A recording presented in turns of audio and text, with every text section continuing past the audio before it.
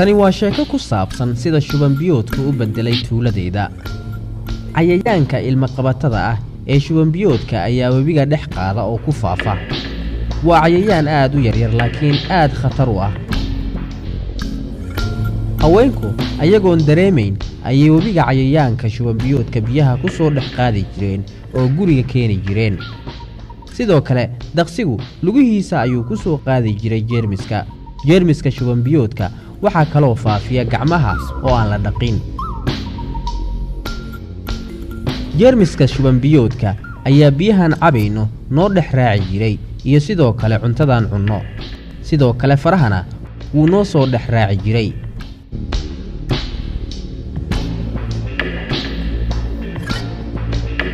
shuban biyoodku si degdeg ah ayuu dadka ugu dhacaa.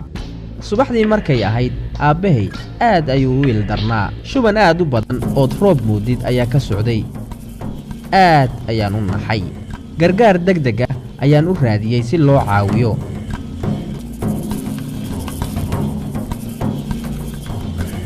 weligay degdegan baskiil uma kaxayn. markaan kalkaalisadii caafimaadka keenay way iska garatay in waxa aabbahay haya shuban biyood yahay. waa inaan si degdeg ah u shaqaynaa si aan u badbaadinno. waxaa loo baahan yahay cabitaan caawin kara. marka u horraysa biyaha ayaan jeermiska ka dilaynaa si ay u noqdaan kuwo ilaashan. waan filtaraaraynay markaasaan haddana ilaa 1 daqiiqo qandicinnay. haddana 1 litir oo biyihii ilaashanaa ah ayaan ku darnay malqacad nuskeed oo cusbo ah iyo 60 qaado oo sonkor ah. dhadhankeedu waa dhadhanka ilmada oo kale oo cusbo badan ma laha. waxaan aad uga cabsanayay aabbahay anoo arkaya inuu igu hordhinto. laakiin wax yar kadib wuu soo xoogaystay.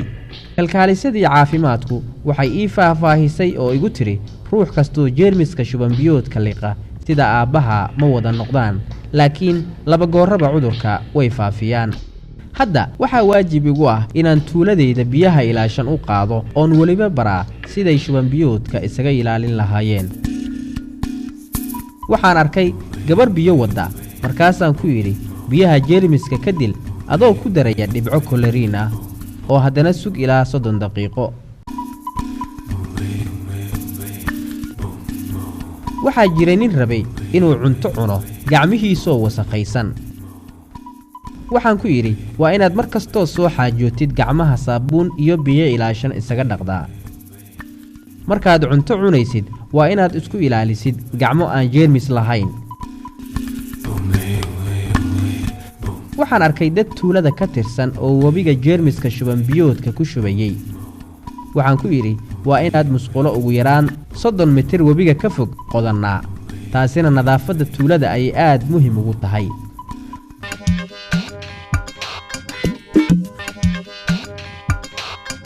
waxaan arkay haweeney cunto jeermis la wada markaasaan ku yidhi horta waa inaan gacmaha ku dhaqnaa biyo ilaashan iyo saabuun. markaa kadibna cuntada dhaqnaa oon diirka ka saarnaa. karinnaa oon mar kastana ayadoo kulul cunnaa. waana inaan ka ilaalinaa daqsiga. warkii ayaan tuuladii wada gaarsiiyey.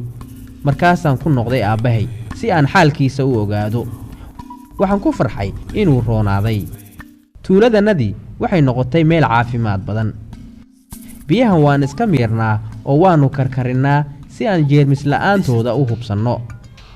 musqusha baan u adeegsannaa xaajada.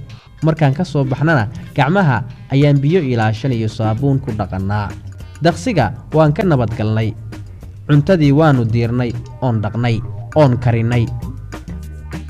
mar kasta oon ama cunto karinayno ama cunayno gacmaha ayaan dhaqannaa oo saasaan tuulada shuban biyoodka uga ilaalinnaa.